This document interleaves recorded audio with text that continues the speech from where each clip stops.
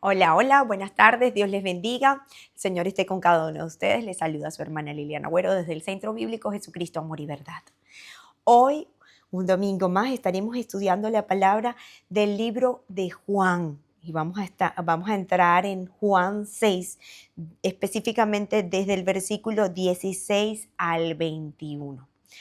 Pero primero que todo vamos a orar. Señor y Padre Celestial, gracias por la bendición de poder estar vivos un día más, Señor. Gracias por tu compañía.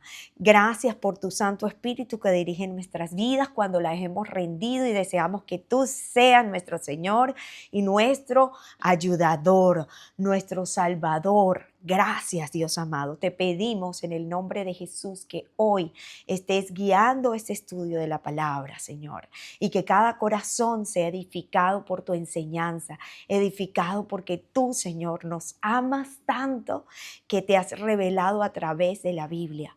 Y hoy queremos verte en cada revelación y el aprendizaje que solo tú puedes darnos. Haz fértil nuestro corazón, haz fértil nuestra mente, haz fértil aún, Señor, nuestras acciones, para que podamos ser frutos visibles de la transformación que solo tu palabra hace a través de nuestras vidas. Gracias, Señor amado, en el nombre de Jesús. Amén. Bueno, como les decía, vamos a estar ahora avanzando en este capítulo 6 desde el verso 16 al 21. Pero es importante que podamos recordar, porque aquí dice, comienza ese capítulo, comienza en algunas de esto al anochecer, o sea, después de algo que había ocurrido. Y aquí hay una relación muy importante con lo que veníamos estudiando las Escrituras la semana pasada. Recuerden que esto es un centro bíblico y el centro bíblico lo que hace es estudiar la palabra sistemáticamente, libro a libro, profundamente, el contexto de lo que Dios quiere revelarnos a nosotros en nuestra vida. Y la idea es transformar nuestra vida, que el Espíritu Santo de Dios transforme nuestra vida con la enseñanza. Que no se quede solamente en escuchar una palabra, sino que haga mella en nuestra vida y que haga una transformación y que podamos ver frutos de cambio que solo Dios y la palabra de Dios puede hacer en nosotros. Así que recordemos que la semana pasada estuvimos viendo sobre el capítulo, la parte del 1 al 15, donde habla de este milagro de la alimentación de los 5,000. Estos 5,000 hombres eran más de 5,000 personas si contaban mujeres y niños. En este caso, vimos que esta generación, pudimos ver que la multitud seguía a Jesús por las señales. Eso es lo que nos dice la palabra, que lo seguía Jesús por las señales y que al seguirlos por las señales, Dios pudo ver en ellos algo que ellos todavía no habían visto. Y pudo ver el hambre que ellos tenían, que iba a pasar luego en un momento, porque no decía que tenían hambre.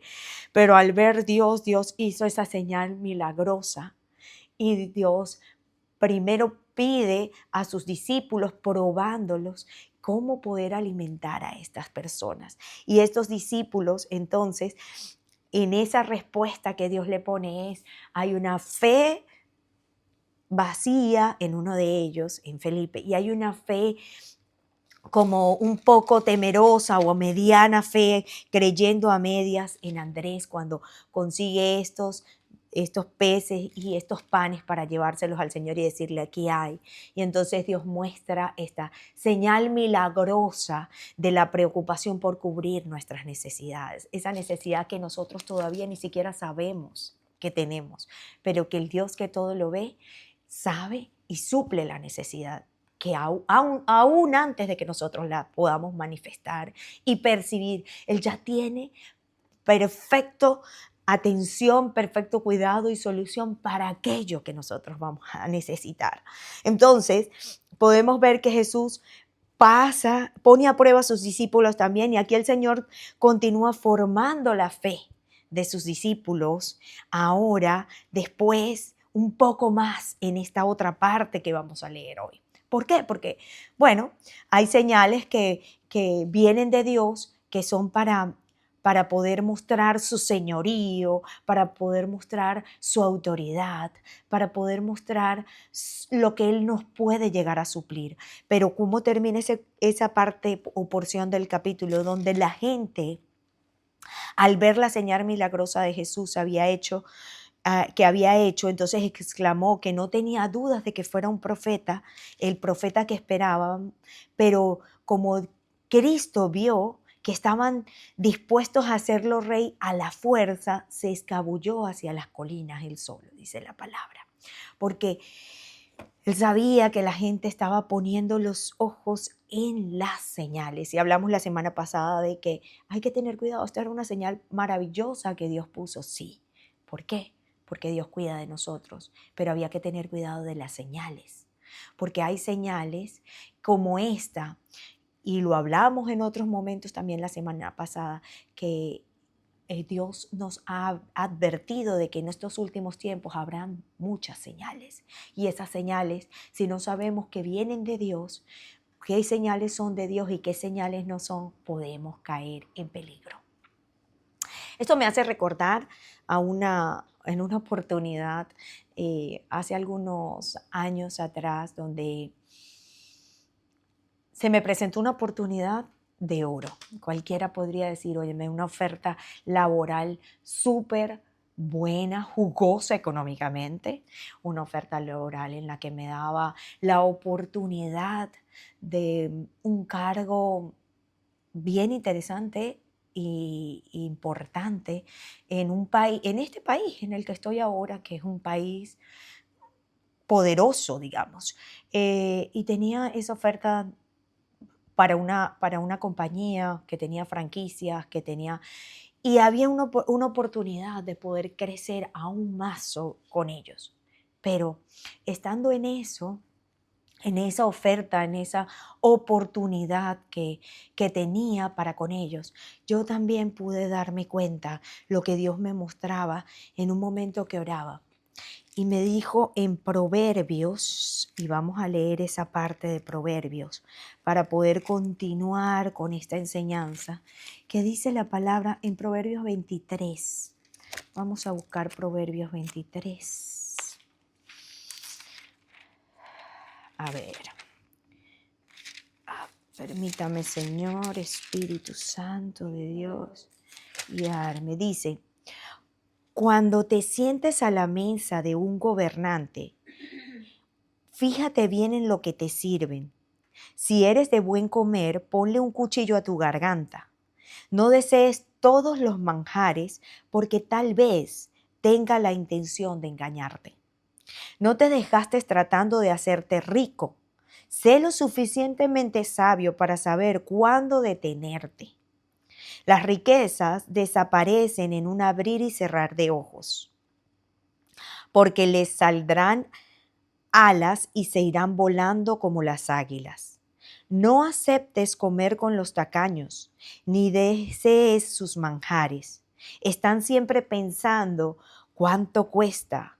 Come y bebe, te dirán, pero no lo dicen con sinceridad. Vomitarás lo que hayas comido y se desperdiciarán tus cumplidos. Aquí vemos este consejo sabio que el Señor estaba poniendo en ese momento para mi aprendizaje, para mi enseñanza, para que yo pudiera poner cuchillo en mi garganta, cuando en este momento en el que me estaban poniendo una oportunidad que pareciera es de oro, pero sencillamente estaba a través de esa oportunidad que yo tenía que hacer, me estaba también al haberme hecho, me estaban poniéndome condiciones, y esas condiciones era que no podía volver a entrar a un lugar específico, que no podía ayudar entonces a alguien que todavía pertenecía también allí, y que en algún momento mi trabajo y mi asesoría había sido valiosa para esa persona.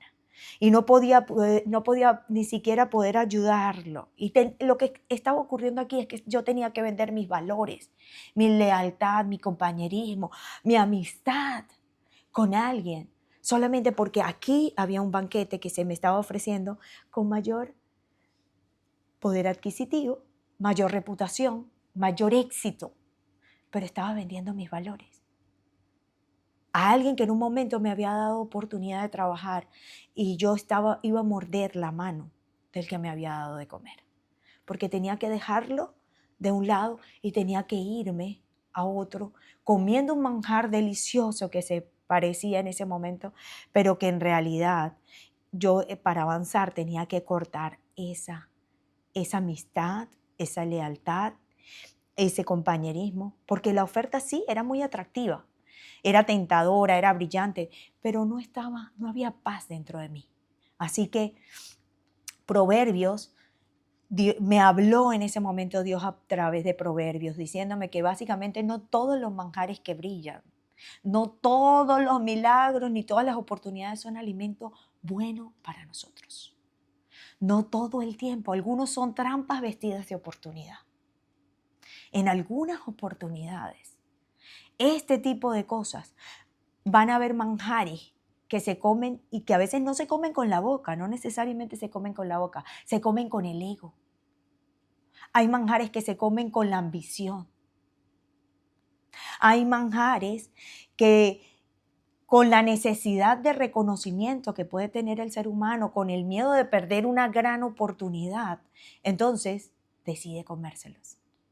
Y al decidir comérselos nos damos cuenta después que eran engañosos, como dice aquí, y que vomitarás lo poco que hayas comido y se desperdiciarán tus cumplidos. Entonces, aquí Dios, lo que en la persona de Jesucristo, lo que estaba tratando de hacer en ese momento era que las personas pudieran entender que Él no vino a gobernar estómagos, que Él no vino a gobernar algo que podría también ofrecerse en la tierra por cualquier rey, por cualquier persona. No es ahí lo que Él venía a gobernar. Salomón advierte que hay mesas donde debes sentarte con discernimiento, dice Salomón también, porque lo que parece promoción puede ser traición. Lo que parece avance puede ser pérdida espiritual. Y lo que parece crecimiento puede ser desconexión del propósito de Dios. Así que hoy quiero hablarle no solamente de esos manjares que están provocativos en la vida, que es un éxito pero sin integridad, que quizás nos muestra a nosotros la ganancia pero sin lealtad, que las oportunidades que se exigen, que nos exige a nosotros prometer y comprometer ahí nuestros principios. Cuando aún la oferta que alimenta ese orgullo que nosotros tenemos, pero debilita nuestro espíritu. Y por eso es que el Señor nos quiere formar hoy, en la siguiente parte, en la siguiente oportunidad, donde los discípulos bien se habían dado cuenta de esta señal milagrosa en la que Dios les habló, pero ahora necesitaban seguir formándose, porque entonces no solamente Dios vino para hacer milagros, para suplir nuestras necesidades, esas necesidades básicas, sino que nosotros fuimos creados con un propósito que Dios formó y pensó antes de crear el mundo. Y Él quería revelarse como el Dios Todopoderoso, que puede mostrar que no solamente gobierna sobre las cosas terrenales, sino que gobierna sobre las cosas sobrenaturales para formarnos. Así que vamos a ver ahora en este capítulo, y vamos a leer a partir del versículo 16, dice: al atardecer, los discípulos de Jesús bajaron a la orilla del lago para esperarlo. Pero al ver que caía la noche y que Jesús aún no había vuelto, subieron a la barca y comenzaron a cruzar el lago rumbo a Capernaum. Poco después se levantó un viento fuerte sobre ellos y el mar se agitó mucho. Habían remado unos 5 o 6 kilómetros cuando de pronto vieron a Jesús caminando sobre el agua en dirección a la barca. Estaban aterrados Pero él exclamó: no tengan miedo, yo estoy aquí. Entonces lo recibieron con entusiasmo en la barca y enseguida llegaron a su destino.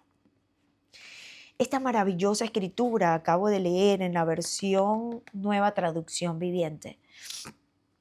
Por esta maravillosa escritura que el Señor nos pone aquí, donde nos está mostrando la segunda parte que Él está formando a sus discípulos. La multiplicación no fue el final de la lección. La multiplicación de la comida y de los panes revela en un momento lo que ellos podían ver, que era la autoridad sobre la escasez, la autoridad que Jesús tiene para dar provisión sobrenatural, el poder creativo de Dios. Pero también una cosa es ver el milagro, otra cosa es ser formado por el milagro. Porque a veces vemos milagros, pero no somos formados por los milagros. Hay oportunidades donde la señal es para la multitud, que lo venía buscando señales, pero la formación estaba para sus discípulos, para esos que estaban ahí constantemente al lado del maestro. Aquí Jesús ya cuando le dice que los iba a probar, ya estaba formando en la provisión, pero faltaba algo más profundo. Faltaba transformar el corazón, viéndolo a Él ser el Señor. Aquí, recordemos que no solamente habían relatos desde antes. Recordemos, el pueblo hebreo había estado, antes de ser como Israel, había estado en el desierto y había recibido maná, había recibido pan divino de Dios. Pero también en la antigüedad, había visto que el pueblo había recibido por la sabiduría que Dios le dio a José en Egipto, también había recibido comida en medio de la necesidad. O sea que podría haber una confusión en entender que haciendo las cosas bien podían tener por su propia fuerza el alimento. Y Dios era formar sobre que Él es más allá de ser el proveedor de alimentos. Aquí, no solo la provisión, ahora la autoridad de Dios era lo que necesitaba ser mostrada sobre toda naturaleza. Jesús ya estaba formando a todos en esa provisión, pero faltaba esto profundo. Y después de la multiplicación, Jesús los envía al mar. En esta porción bíblica de Juan, no solamente está escrita en Juan, también lo escribieron. Sobre esta narrativa escribió Mateo en el capítulo 14, desde el verso 13 al 21, y lo escribió Marcos en el capítulo 6, del 30 al 44, y Lucas en el capítulo 9, del 10 al 17. Ahí estoy hablando de la alimentación de los 5,000. Pero cuando Jesús anda sobre las aguas, también lo escribe Marcos y Mateo.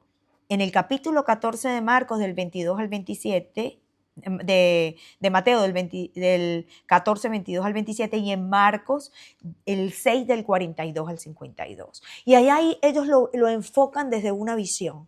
Recordemos que cada discípulo ve a Jesús de una manera. En este caso, Juan, el discípulo amado, lo veía a él como el Hijo de Dios. Y no solamente lo ve como el Hijo de Dios, sino que lo describe así desde los capítulos que hemos venido estudiando, sino que también a sí mismo lo manifiesta él desde este punto de vista. Este Dios que por amor ya conoce lo que ellos estaban necesitando cuando los envió al mar. Aquí vemos que Jesús le dice, Juan del 6, 16 al 17, dice, al anochecer descendieron sus discípulos al mar y entrando en una barca iban cruzando el mar hacia Capernaum. Estaba ya oscuro y Jesús no había venido con ellos. Aquí ellos iban al atardecer iban caminando, iban remando hacia Capernaum. ¿Por qué iban hacia Capernaum? Porque Capernaum era el lugar donde moraba Jesús. Jesús había decidido tener ese lugar como morar. Y ellos estaban regresando a casa. Estaban buscando porque habían estado en un monte mientras hicieron mientras Jesús hizo los milagros. Pero de ahí ellos se regresan a su casa. Ellos se van hacia donde se supone es la morada. Y aquí Jesús viene, cuando ellos van allí, viene ese viento sobre las aguas y dice, poco después se levantó un viento fuerte sobre ellos y el mar se agitó mucho. Se agitó el mar, ellos tenían miedo porque el mar se agitó, porque el mar venía. ¿Quién no tiene miedo ante una situación en el que es una barca? No estamos viendo estos barcos, si el Titanic se hundió, si el Titanic, un barco súper bien arreglado, cuando golpeó con esto y encalló allí, se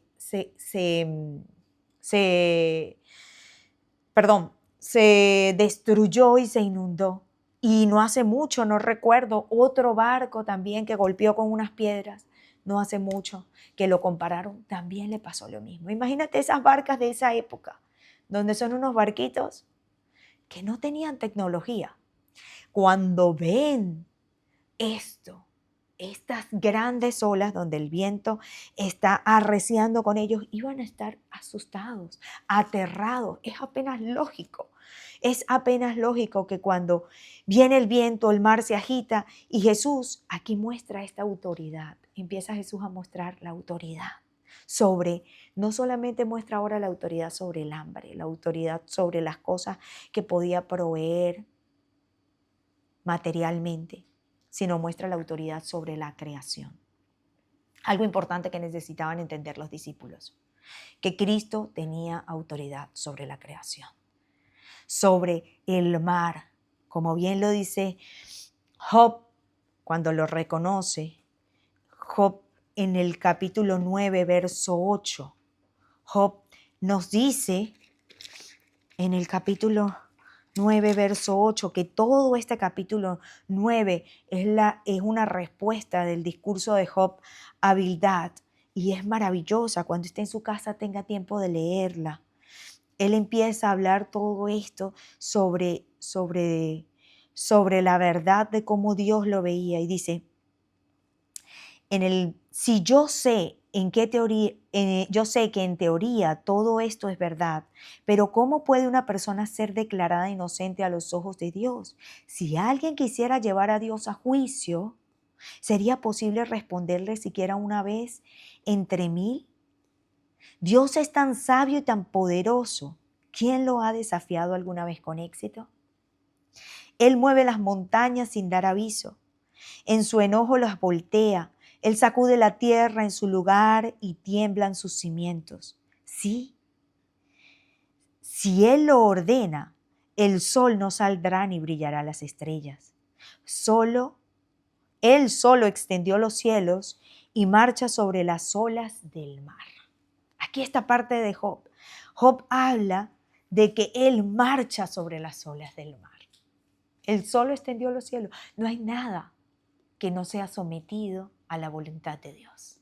Dios creó el mundo en una perfección, un ecosistema perfecto, donde hoy nosotros podamos vivir, donde podamos tener el oxígeno para respirar, donde podamos tener la distancia de la luna, la distancia del sol perfectamente, para que tengamos la gravedad que tenemos, para que tengamos el oxígeno que tenemos y para que las olas del mar no se muevan, no se pasen de sus lugares. Es tan perfecto todo que si no fuese una mente maestra como la de Dios, es imposible pensar. La ciencia no puede refutar y ignorar la existencia de un Dios sobrenatural que creó todo esto. Sería absurdo pensar, desquiciado mentalmente pensar, que esto se formó, como dice la teoría del yin y el yang, ¡pam! Y apareció en el mundo. Eso está ofendiendo nuestra inteligencia. Eso ofende nuestra inteligencia, nuestro cerebro, nuestra conciencia. Todo lo ofende realmente. El decir que nosotros simplemente el mundo se creó con eso. No, Dios creó el mundo, pero no solamente creó el mundo, sino que Dios creó el mundo y todo lo que en él habita. Dios te creó a ti, me creó a mí, nos creó a nosotros. Y nosotros somos el centro del amor de Dios. Que esto es lo más importante, que yo quiero que usted se lleve hoy. Usted es el centro del amor de Dios. ¿Por qué es el centro del amor de Dios? Porque Dios le dio tanta importancia al ser humano que creó con tanto amor que envió a su Hijo para poder llamar la atención y volver a recapitular aquella información que tenía Adán y Eva cuando estuvieron en el Edén y entendieron que existía un Dios todopoderoso que creó todo. Y al salir del Edén fueron perdiendo poco a poco, generación a generación, la información sobre ese Dios. En principio sus hijos lo llevaron ofrendas a Dios, con un corazón caído, con un corazón en el que podían estar como lo hicieron, no tan limpio como lo hacían. Dentro había ya un corazón desde sus padres que se notaba que era un corazón que deseaba hacer lo que la carne le parecía, lo que quería. Pero realmente después se fue desvirtuando la conversación y la transmisión de la información de ese Dios poderoso.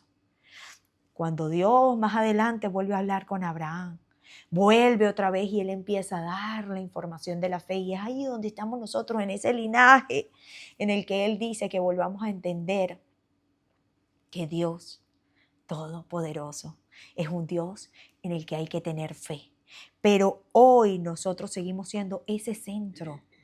Jesucristo vino al mundo, Dios lo envió para llamar nuestra atención, para darnos la buena noticia de que Él se preocupa por nosotros y de que Él desea que nosotros lo conozcamos, que nosotros reconozcamos nuestra condición y que podamos ir a Él. Aquí no se tomó el tiempo Jesús de formar no solamente un momento de conversación, no solamente un momento de mostrar milagros, su condición, su autoridad, su vestidura de Dios, su deidad, el respaldo del Espíritu Santo, aunque Él era 100% hombre, sino que aquí cuando ellos vieron andar a Jesús sobre el mar, conecta directamente con esto, que no solo Dios extendió los cielos y anda sobre las olas del mar, sino que Job describe a ese Dios y describe allí a Dios. Y ahora Jesús demuestra lo que Job estaba describiendo del Dios todopoderoso, creador del cielo y de la tierra. Ahora estaba diciendo, este es el Dios todopoderoso, el que camina sobre las aguas. Cuando Jesús camina sobre las aguas, no está haciendo un truco, está revelando la identidad de Dios. Porque no es como muchas personas por ahí pueden decir, muchas doctrinas que no son verdaderas, de que Jesús es un profeta mayor, de que Jesús es simplemente un enviado más. No. Jesús es un hombre espléndido. No. Jesús es Dios. Jesús reinó en todo y gobernó todo. Gobernó sobre lo creado y sobre la creación. Cuando Jesús camina sobre el agua, nos está mostrando su identidad. El que camina sobre él que estaba caminando sobre el caos. Es ese mismo que creó todo. Es el mismo. Su reinado no era como el de un rey terrenal, como el que querían poner. La multitud quería ponerlo a él, como hacerlo rey porque él multiplicó los alimentos. Y todos queremos tener alimentos. Todos queremos que el presidente de nuestro país sea un buen administrador para tener en realidad buena provisión económica, trabajo, mejores oportunidades para poder tener alimentos. Yo vengo de un país en el que hubo escasez de alimentos, porque llegó un momento en que teníamos el dinero, pero no teníamos qué comprar.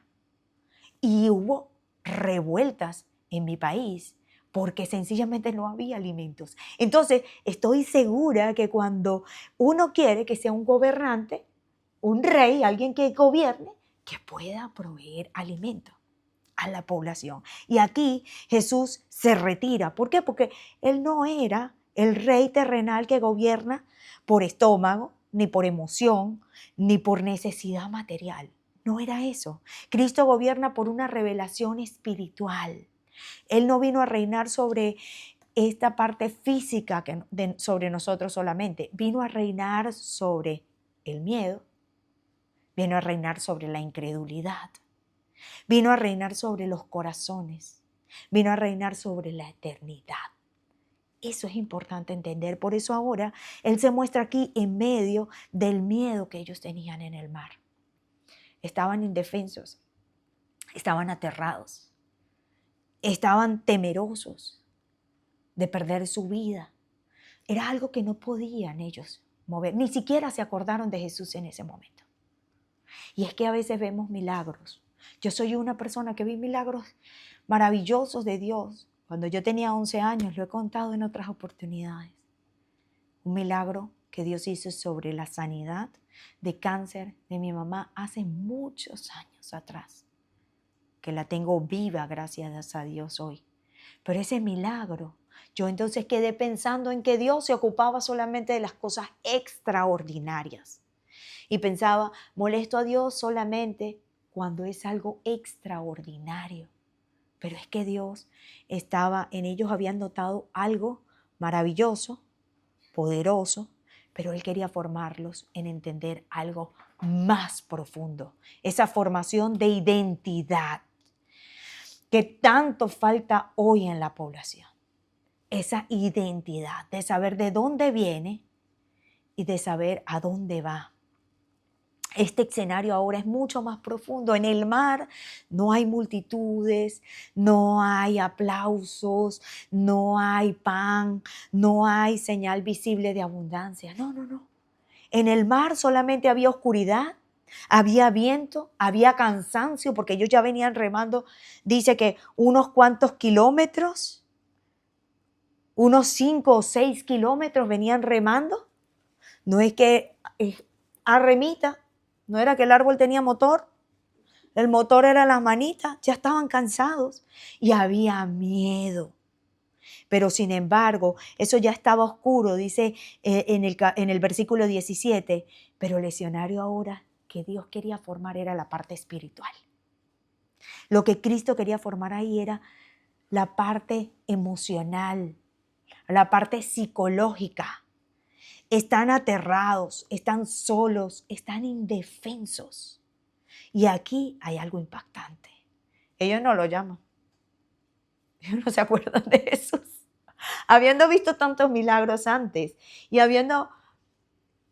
habiéndose notado que una multitud en el día había venido buscándolo a Él por milagros, por señales.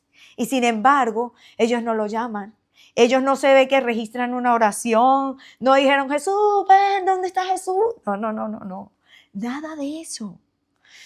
Pero Jesús no les dio tiempo. Jesús apareció sobre las aguas. Esto es maravilloso.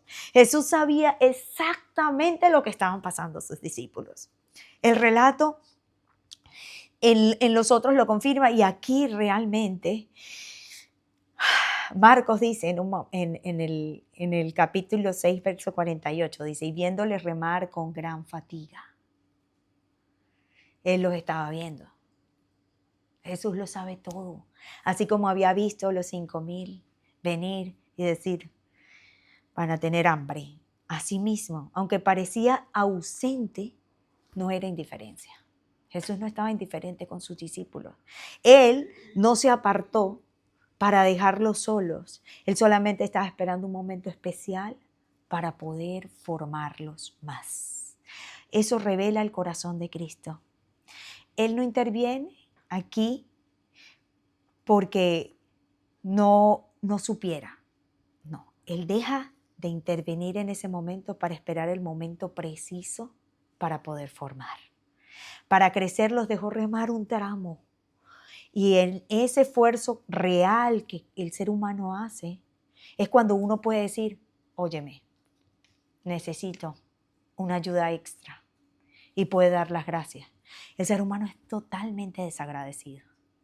¿No le ha pasado a usted, como me ha pasado a mí, que va y ofrece la ayuda a alguien porque se da cuenta que la necesita, pero ese alguien pensaba que no la necesitaba y uno dice, qué mal agradecido? Pasa, uno dice, óyeme, y no es que estés esperando quizás que te ayude, pero conoces el corazón mal agradecido. Y a veces nos ha pasado. Somos nosotros, estamos ahí tratando de hacer algo y viene alguien y nos ayuda y en el momento se nos olvida, pues, yo no le di las gracias. A mí me ha pasado. Y después digo, tengo que llamarlo porque yo no sé, entre el asunto se me olvidó darle las gracias. Qué pena. Y tengo que llamar después a la persona para darle las gracias. Mira, qué pena, sabes que no me estaba ahí apurada, no sé qué. Quiero darte las gracias por lo que hiciste. Así pasa, porque es la tendencia de nuestro corazón a ser desagradecidos. No mal agradecidos, pero desagradecidos. Porque mal agradecido es responder con un mal a algo que debía hacer con agradecimiento. ¿Qué también pasa? Yo no te pedí el favor, usted me ayudó porque quiso. Son muchas de las respuestas que a veces se consiguen en corazones mal agradecidos.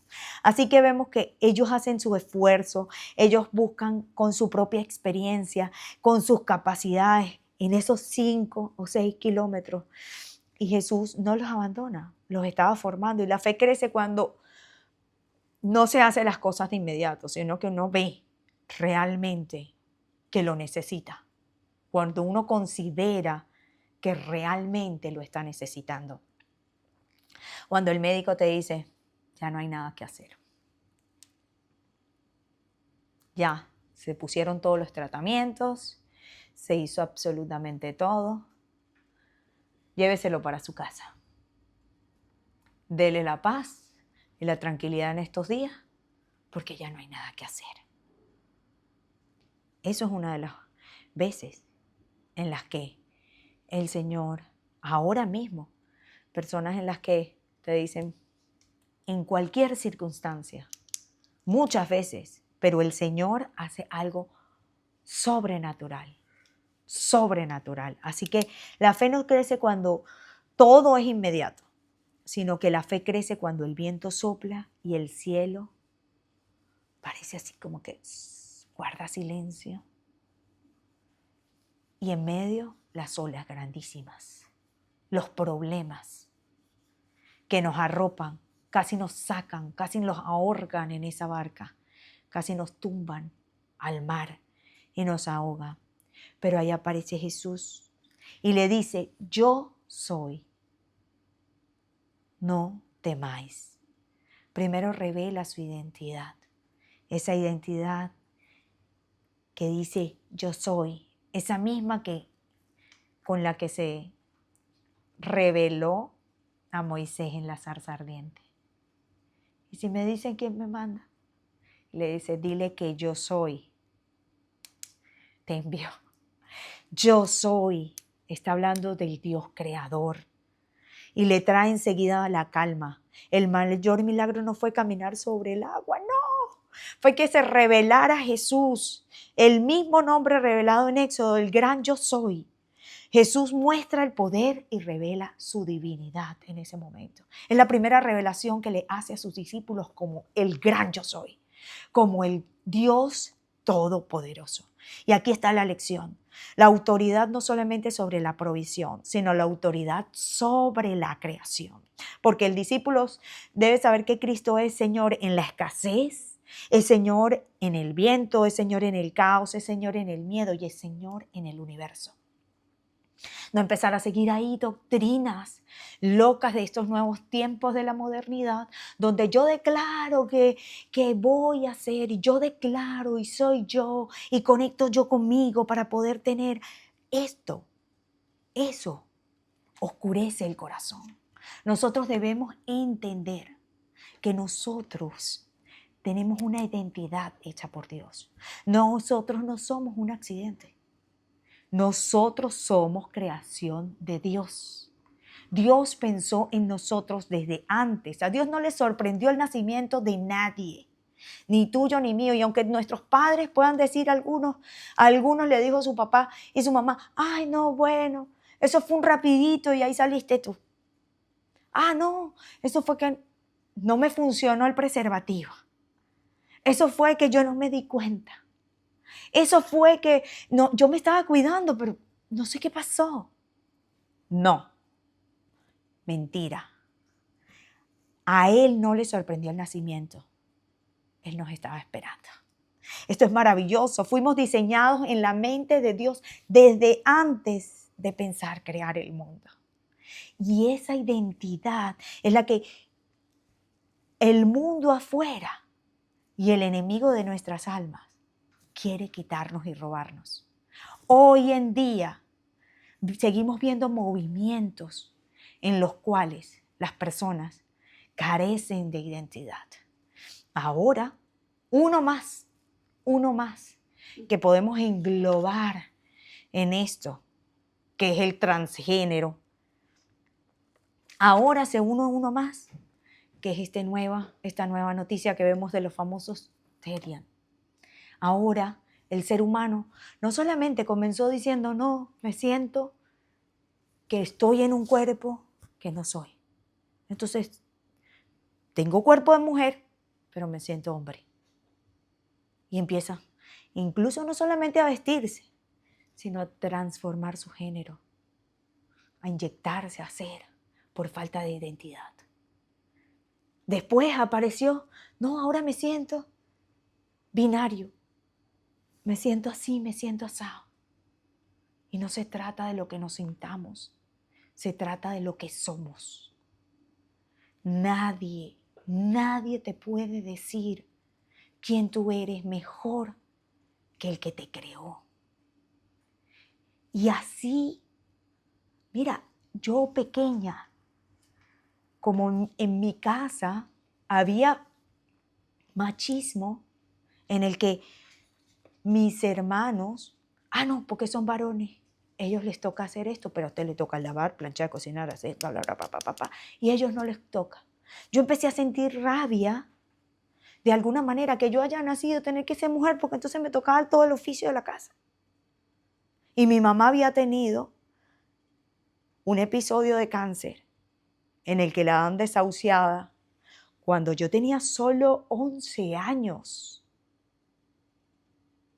Mi tía médico me dijo, nos reunió a nosotros los 3 hermanos y nos dijo, no le dé mala vida a su mamá porque solo le queda 2 meses máximo de vida.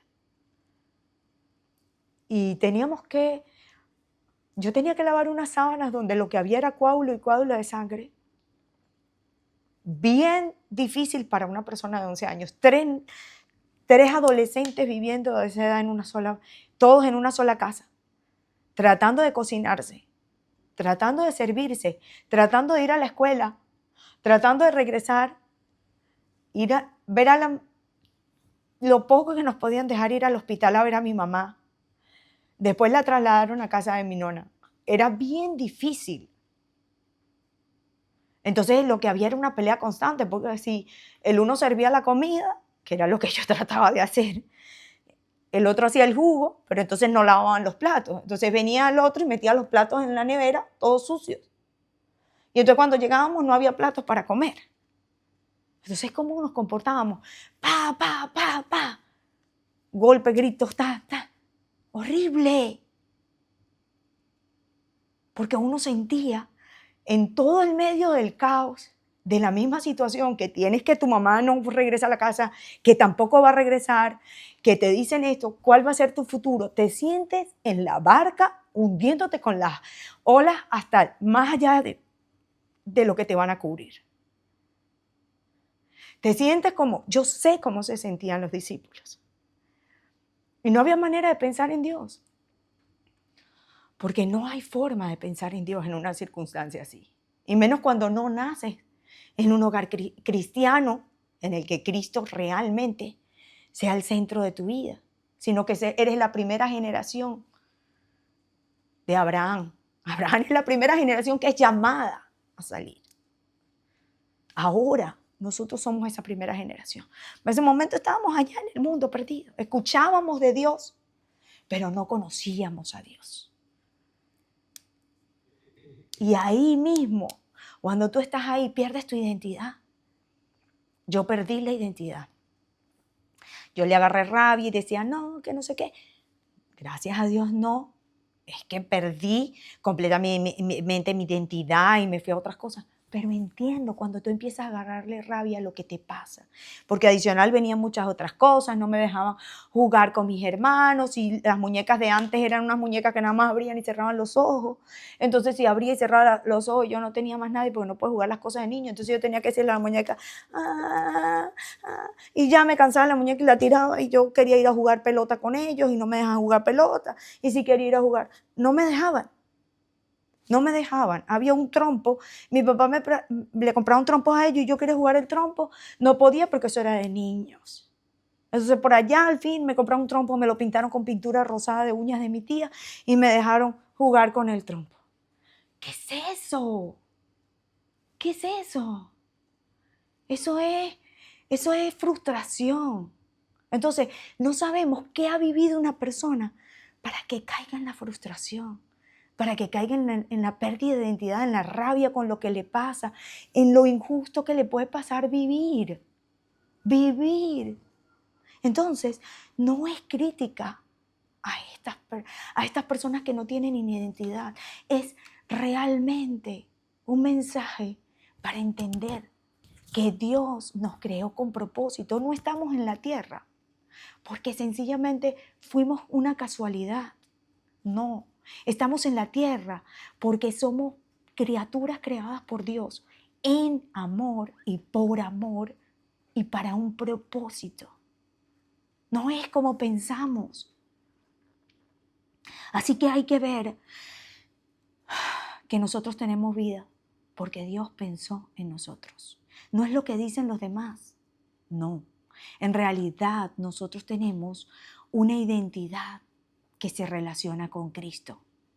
El propósito de nuestra vida tiene un designio mucho más que llegar y desear, como dicen muchos libros por ahí, de autoayuda. Esos libros que no, que bueno, con esto te vas a conseguir. Y entonces empezamos a basar nuestra autoayuda en que fuimos creados y en que no, bueno, nosotros vamos a ver, incluidos los libros cristianos, ofrecen por lo general los mismos pasos que ofrecen los que son del mundo. Que logremos encontrar el propósito de la vida, pero afuera. Empezamos a buscar el propósito de la vida afuera. No, que tienes que averiguar quién tú eres, averigua cuál es tu don, averigua cuál es tu fuerte, averigua cuál es, ve a la cima, alcánzala, tú puedes, ser disciplinado, cree en ti. Eso es lo que nos dicen los libros cristianos. Y a veces se pueden lograr metas y a veces se puede ser exitoso en algunas cosas.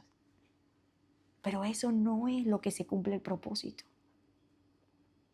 Porque hay cosas que yo tomo, una tapa en la cocina para tapar una olla y no pertenece a esa, queda más grande, pero me hace la función. Me tapa la olla, aunque quede más grande. O le pongo un plato. Ya estuvo la comida, le pongo un plato y me voy. ¿Cumple la función? Sí. ¿Tiene éxito? Sí. Pero fue creada para eso, el plato para tapar la olla. O esa olla, esa tapa para esa olla. No necesariamente. Entonces, ahí tener éxito no es cumplir el propósito. de nuestra vida. Son dos temas totalmente diferentes. Así que no saber la razón por la cual Dios nos creó es lo que genera en nosotros esa falta de identidad y esa cantidad de cosas que hoy vemos. Esa identificación pensando que no, que me identifico hoy como un perro, que me identifico como un conejo, que me identifico con... Yo tengo una mascota, yo tengo un perrito, lo quiero mucho, me da alegrías, me da risa, pero yo sé que fue creado por Dios, porque absolutamente todas las cosas fueron creadas con Dios con un propósito. Y Él cayó en esta casa con un propósito de hacernos más sensibles a los animales, de quererlo, de cuidarlo, de disfrutarlo, de darle gracias a Dios por ver cómo incluso con su forma de ser es inteligente y que Dios le ha dado inteligencia también a esos animales, pero no tienen espíritu. Tienen alma y cuerpo. Y la Biblia lo revela. Nosotros tenemos espíritu. Fuimos creados a imagen y semejanza de Dios. Y necesitamos llegar a aquello, al conocimiento, para ver lo más importante que podemos entender nosotros en nuestra vida. Es llegar a ser aquello para lo que Dios nos creó. Así que yo les invito que hay muchísimas cosas para nosotros poder descubrir y conocer el propósito para el cual fuimos creados. Porque hay dos formas. O me pongo a filosofar y a especular y a pensar, no, bueno, yo siempre he pensado que la vida es. Yo siempre he creído, la realidad es que la suposición, lo que se me ocurre, lo que otro dijo. Esa es una forma. Pero hay otra manera, más profunda, y es la revelación. Y esa revelación viene por la Biblia. Dios reveló en su palabra los propósitos por los cuales nosotros fuimos creados. Dios es la fuente de la vida. Dios es el origen de la vida. Cristo es la brújula que nos lleva a casa. Eso es lo importante que tenemos que tener en nuestra mente.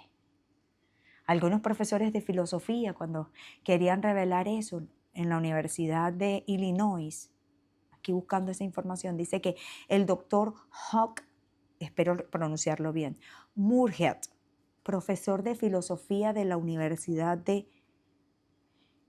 en una universidad de Illinois, en una ocasión escribió a 250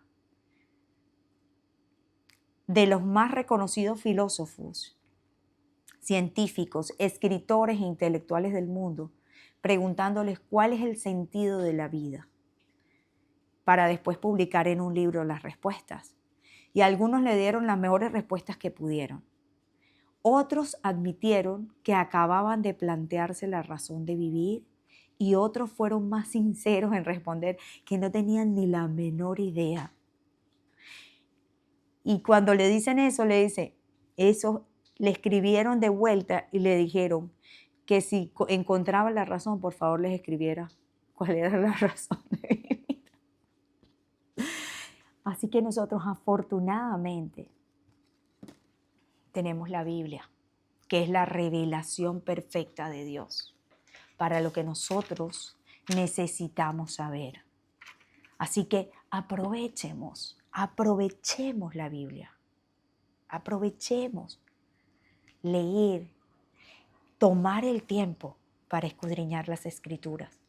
Aprovechemos que Dios dejó este espectacular libro, que si usted busca información en internet, es un libro escrito por más de 40 autores en más de 1500 años, alrededor de 1500 años. Y fue escrito, ninguno se conoció. No hay ningún libro, y yo lo tengo acá, ningún libro que tenga relaciones de un versículo con otro, información de uno con otro, para poder explicarse. La Biblia explica la Biblia, no hay nadie quien explique. Así que hay muchísimas razones para entender científicamente que no hay manera de que nosotros podamos tener idea de que la Biblia no es verdad. Sencillamente, la Biblia, en este caso, es un relato hipervinculado que realmente nos permite a nosotros que se haga confiable, porque lo que escribe uno lo revela en el otro unos 700, 800, 900 años después.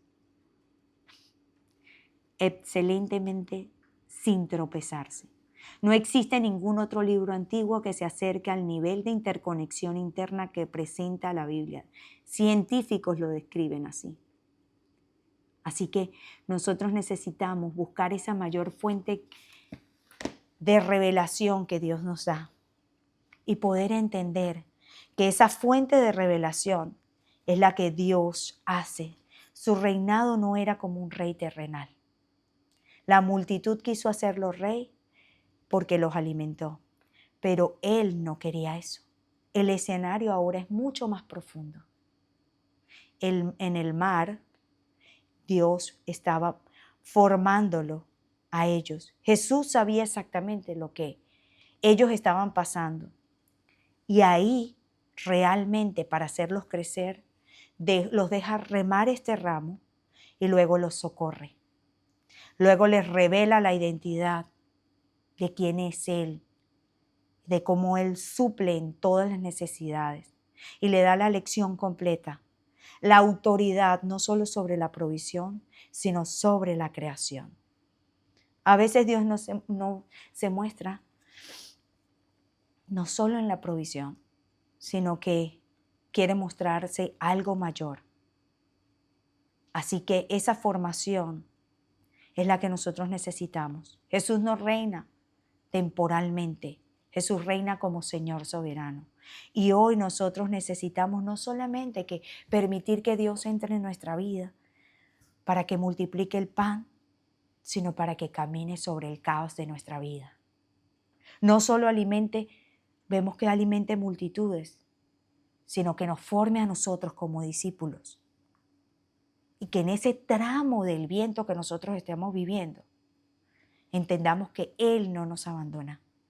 Solo está preparando una revelación más profunda de quién es Él. Aprovechemos y oremos pidiéndole al Espíritu Santo que nos guíe, pidiéndole al Espíritu Santo que nos dejemos moldear y que seamos nosotros ahora esos discípulos que reciben no solamente la fe pública, sino en la tormenta privada. Los discípulos vieron la gloria de Dios ese día. Jesús mostró primero alimentar, pero luego mostró qué es Él, quién es Él, sobre todo lo que reina. Porque el peligro aquí en la tierra no es pasar hambre. El mayor peligro que tenemos en la tierra es estar con Jesús y no saber quién es. Es estar con Jesús y no dejarse ser formado. Padre Celestial, Dios Todopoderoso y Eterno, te damos gracias por esta bendición de tu palabra. Te pedimos, Dios Eterno, que seas tú quien esté con nosotros, quien haga de esto, Señor, el conocimiento y el deseo de nuestro corazón para poder querer ser transformados. No solamente verte como el Dios que suple, que da los peces y los panes, sino que tú, Dios amado, eres el Rey que gobierna sobre nuestras vidas. Eres aquel que entra a nuestra barca. Eres el gran yo soy. Oh Padre Celestial, en el nombre de Jesús, te pido, Señor, que tú no permitas que nosotros caigamos en confusión de no saber cuál es el propósito de nuestra vida.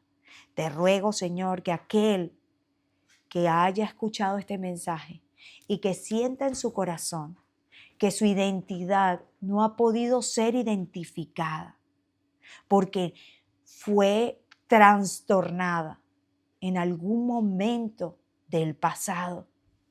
Te ruego, Señor, que seas tú ayudando a abrir ese corazón para entender la necesidad que tiene de ti. Padre amado, en el nombre de Jesús, que cada uno pueda descubrir el propósito de su vida, volviendo a ti. En el nombre de Jesús te lo pedimos. Amén. Si tú quieres, pídele a Dios en tu corazón, ahí donde estás, en el silencio de tu casa, que se revele a ti. Pídele perdón porque has creído lo que tu corazón o lo que otras voces te han dicho, de que no eres amado, de que quizás no fuiste un accidente, pero no es cierto. Pídele a Dios que se revele a ti y que te muestre tu identidad en Él. Llega a Él, búscalo, porque Él dice que el que busca, encuentra. Así que, en la intimidad de tu hogar, llega primero con un corazón contrito y humillado, y eso es suficiente para que Dios no te desprecie y hable contigo. Dios te bendiga.